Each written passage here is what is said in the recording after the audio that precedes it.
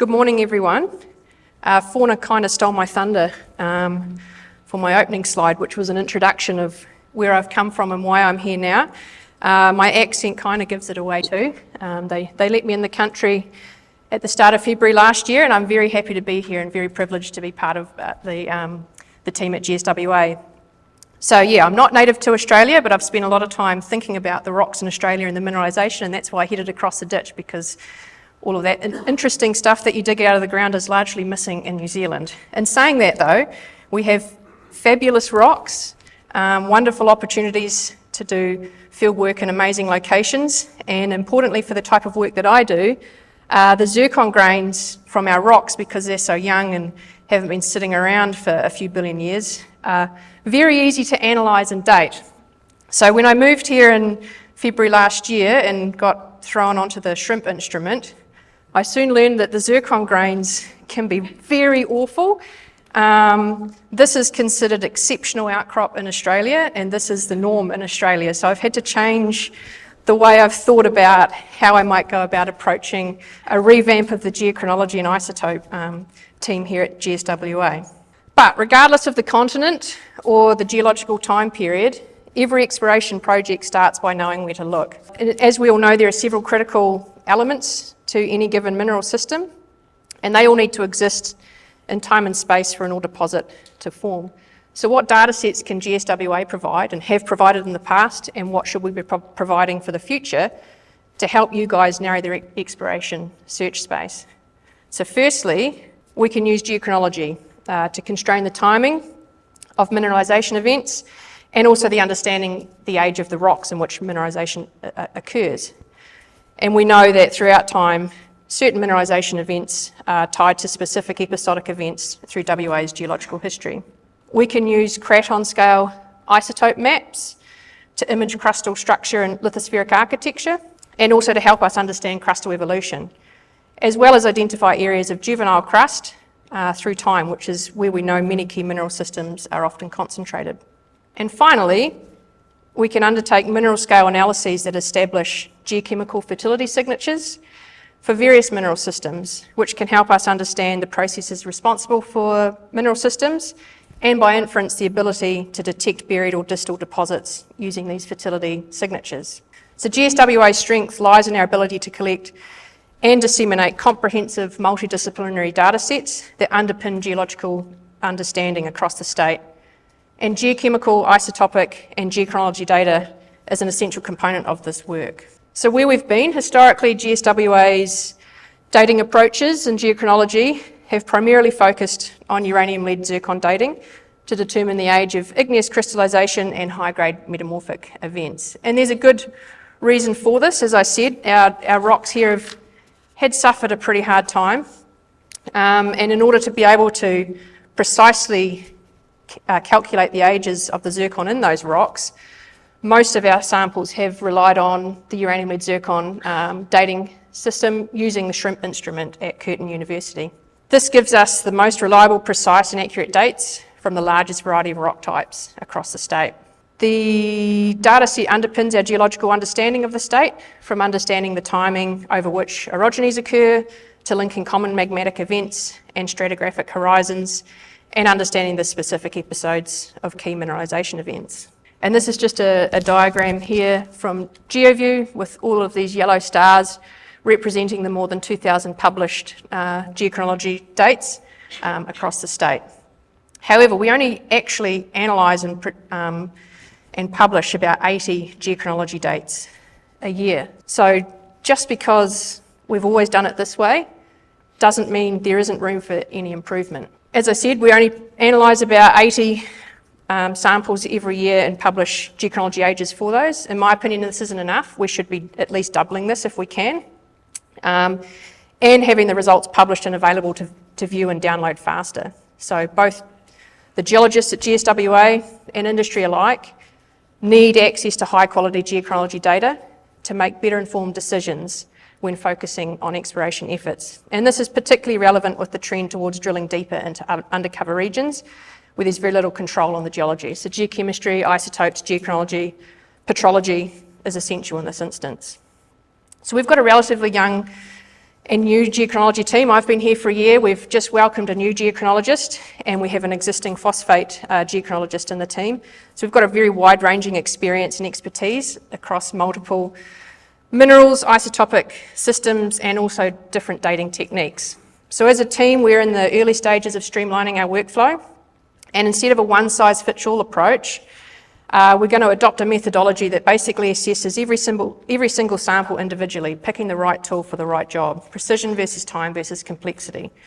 So this diagram, basically, this is just indicating the different types of techniques. The two that we'll largely be focusing on, SIMS will be our go-to, our shrimp analyses, which only targets small parts of the grain. So these are really good for the really ugly-looking zircon that are difficult to date. For the nicer looking zircon and samples that are a bit easier, we can actually start undertaking more rapid laser ablation ICP-MS analyses. So we're in the process of shifting some of our workflow, specifically detrital zircon sample dating to laser ablation, and implementing a number of new techniques, one of which called speed dating on the shrimp, and automation of the shrimp as well, which will hopefully increase our productivity.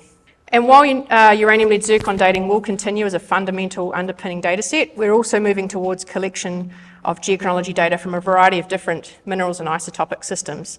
So there's been amazing technological advances just in the last couple of years, where a lot of these techniques have become almost routine through instrument development.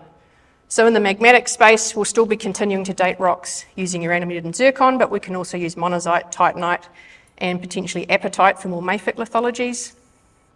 We can actually start targeting metamorphic events from high grade to low grade by looking at minerals like garnet and biotite and measuring isotopes from those different minerals. And we can even start targeting hydrothermal events and even dating regolith weathering events using these other different types of chronometers. Another initiative that we've had that Melissa Drummond here in the office has been working on in Kalgoorlie, as well as some new staff based in Perth, is a compilation of external geochronology. So as well as our geochronology, what actually exists in the literature, both published but also the grey literature, university theses, unpublished reports, things like that. So at the moment we've got a data set that we will hope to be available on GeoView within the next year. It's got about 900 samples, about 400 of which are mineralisation ages from across the state. And this is just an example of how you could pull the data out from that data set and start understanding the temporal relationships, even spatial relationships between mineralisation events and across either the Yilgarn or in the instances with these probability density plots across all of WA for these various mineralisation events. Isotope mapping, I think there's some examples of this that will be coming up in more detailed technical talks. This is something that's also business as usual for us. We all know that there's a demonstrated correlation between isotope boundaries and the location of major crustal structures, and also where multiple mineral systems are located. And these isotope maps have been really important as a type of paleogeophysics. It allows us to image crustal architecture through time and recognise the sweet spots where mineralisation occurs. So as well as increasing the spatial and temporal coverage of our existing isotope data sets, which includes whole rock samarium, neodymium, and zircon, hafnium and oxygen, what are the other complementary isotope maps that we can produce that help us answer other questions relating to crustal structure and evolution? One of these is the lead isotope data set. I'm not going to delve into this too much, but basically we're in the process of collecting this.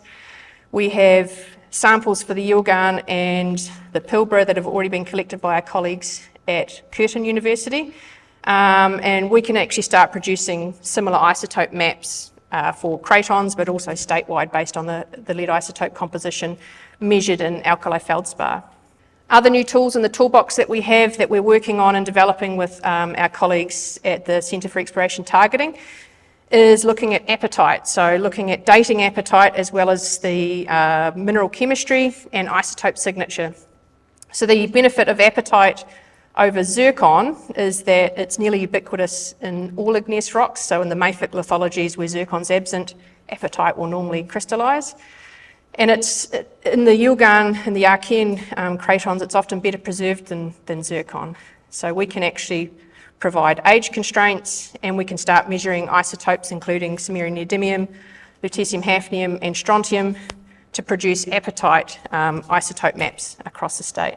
We can also look at the trace element signatures to assess fertility, and I'm not going to go into this too much, but this is the work that Chris Fisher's been doing with us from the Centre for Exploration Targeting, where we can actually see really distinct fertility signatures for fertile gold-bearing rocks versus unfertile or barren samples. So in this instance, the fertile gold-bearing rocks from hydrothermal systems have elevated strontium and also elevated sulfur, which is telling us something about the crystallization state, oxidation state of the magmas that they were crystallizing in. And so we can use these as vectors to mineralization in systems that we don't have very much control over.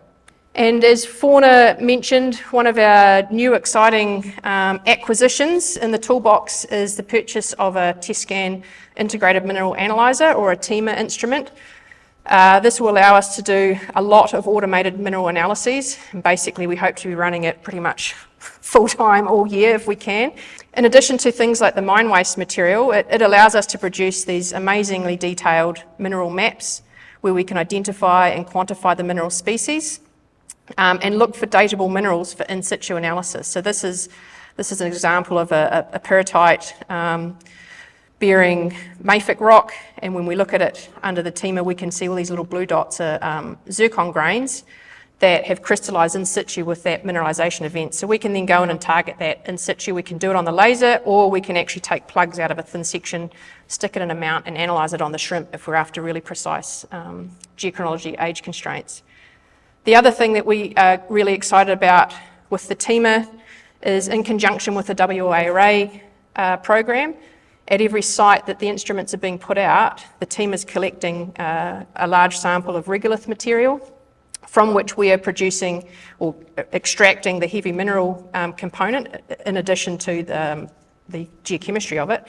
And that heavy mineral component we can then put through our TEMA to look for indicator minerals for various systems, and then also allow us to undertake further in situ analyses of grains so we can work out the age of the different grains or apply our fertility indicator geochemistry signatures to understand whether these areas are prospective for certain mineral systems. So just to sum up, foundational pre-competitive data sets are key to narrowing the search space and reducing exploration risks. And that's something that we are really keen on producing for industry as part of our data analytical program at GSWA. So as part of that, we're wanting to streamline our uranium-led analytical program, increase the outputs of AGES, but also maintaining data quality, which is no small ask. We want to build up the resolution, both spatial and temporal, of our existing isotope data sets, but also start looking at what other isotopes we can start collecting that help us understand the geology of our state. And there will be more emphasis going forward on in situ geochronology and direct dating of mineralisation events, which is something we haven't focused on that much in the past. But in saying that, we want to be collecting data that you guys use. So come and talk to me afterwards. What do you want? We need your input to help us steer the direction of where we're going. Thanks very much.